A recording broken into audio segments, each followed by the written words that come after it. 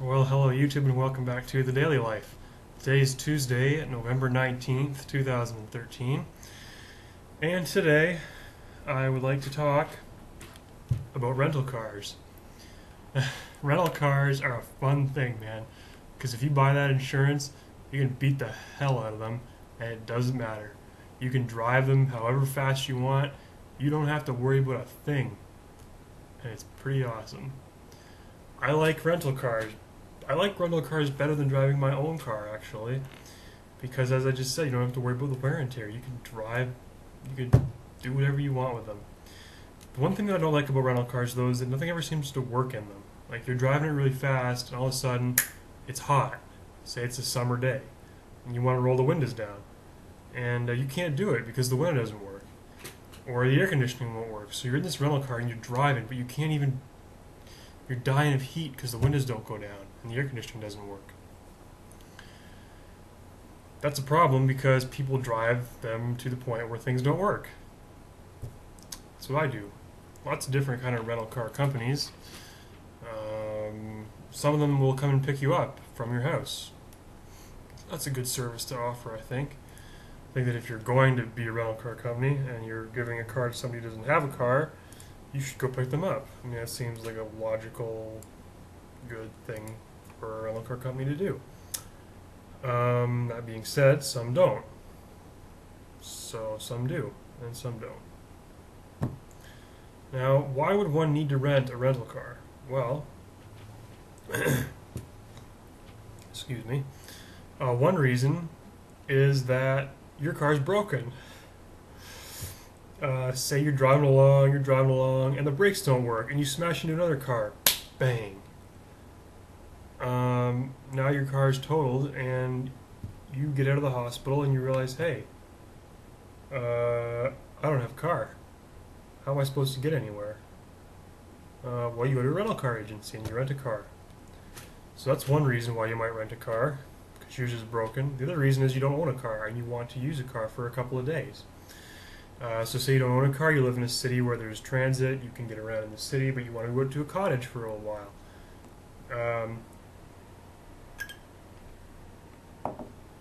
One option you have is to rent a car. Other option is to get a ride with somebody, but let's say you don't know anyone where you're going. You're going to have to rent a car. And people do it all the time. One thing I don't get is why do you have to be 25 to rent a car? You have to be 16 to well, you can be any age to own a car. 16 to drive a car and have a license. But for some reason, if you want to rent one, it's 25. That's a pretty significant gap. You know, that's almost 10 years where you can drive a car, you can have your license, but if you need to rent a car, you can't. Excuse me, I'm eating some ice. So yeah, anybody that works at a rental agency out there can tell me why that is. I would love to know, because I don't know at this point in time. Another thing about rental car companies is, why is there so many of them? I mean, I could rattle off a list of like 20. There's too many. Like, how am I supposed to decide whether I want budget or dollar or national or enterprise or Hertz or Alamo? I mean, the possibilities are really endless. Excuse me, you'll have to excuse me. I think I'm coming down with a little cold, so that's why I'm eating nice and using my lifesavers. I was using them yesterday, and I'm probably going to end up using one today. Hey, what can I tell you? Anyway, rental cars. So there's the rental cars, the rental car agencies, airports. I don't know if I've done a talk on airplane stuff yet, but airports are big users of rental cars because people who fly into a new city don't have a car, and they have to rent a car to get around. This makes airports one of the primary and main users of rental cars. You go to a big long line of counters, and there's a bunch of rental car agencies there that are renting out cars. Just to lower my chair there, it wasn't quite centered. So that's that. So you got your airports, you got your who rents cars, you got why it's fun to drive rental cars, nothing works in a rental car. I've covered a lot of things in 5.5 minutes. So that begs the question, what else can I cover? And you're going to see in the next 4 minutes. 4.5 minutes.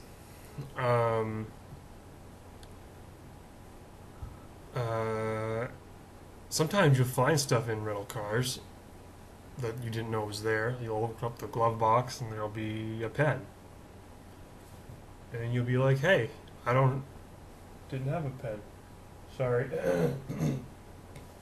If you're wondering why there's flashes behind me, it's because of the cars on the street, the reflections, so it kind of threw me off there for a minute.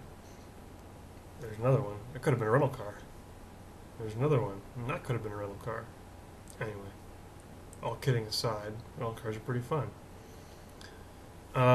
So anyway, what is it talking about? Yeah, the glove box. So you open up the glove box and you find like $10, and you're like, hey. What you don't know is whether that $10 was where it's been, if you know what I mean. Maybe there was a couple that rented the car before you that decided to have a little fun with that money. You better take a black light to it. This is a family show, so I'm not going to tell you why, but if you find something that's in the glove box of a car before you use it, or you claim it as yours, you probably want to take a black light to it to see if there's anything on there that you would find should not be there. Yeah. Anyway, rental cars. People rent buses sometimes. There's a thing. You know, you can rent buses. You can rent U-Haul trucks if you're moving. Why anybody would rent a bus or a U-Haul truck unless they were moving is beyond me, but you know, I guess people want to do it. I'm sure that there are reasons for it. I just don't know them. Most people rent cars. That's the number one thing that people rent is cars. Because why would you rent a big vehicle? It's more expensive unless you were moving things.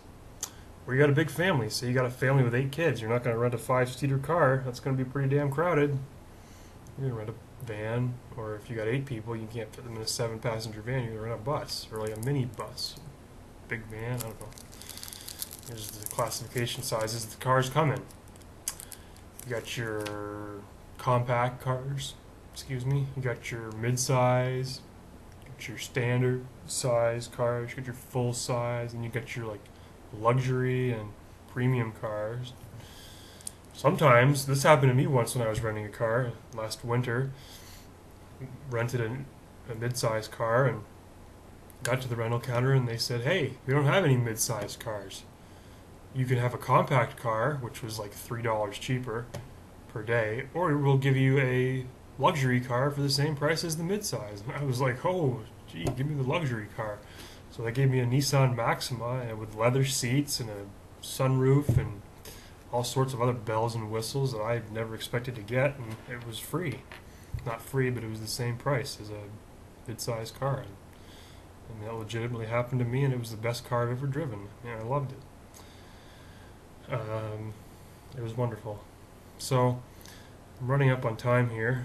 I got 45 seconds left, which means I'm going to start introducing tomorrow's topic. Yes, tomorrow I'm talking about fear. This is not going to be a scary episode. It's going to be about everyday fears, dumb fears that people have. I have dumb fears. People have dumb fears. Spiders, it's a dumb fear. Fear of the dark, dumb fear. These stupid, irrational fears that everybody has, that nobody can figure out why they have. Some people have fear of driving in their rental cars. So that's what I'll be talking about tomorrow on Wednesday. But for today, for right now, I want to thank you again for watching. I want to wish you a happy day. Have a good day, and we'll see you right back here tomorrow for another episode of Daily Life.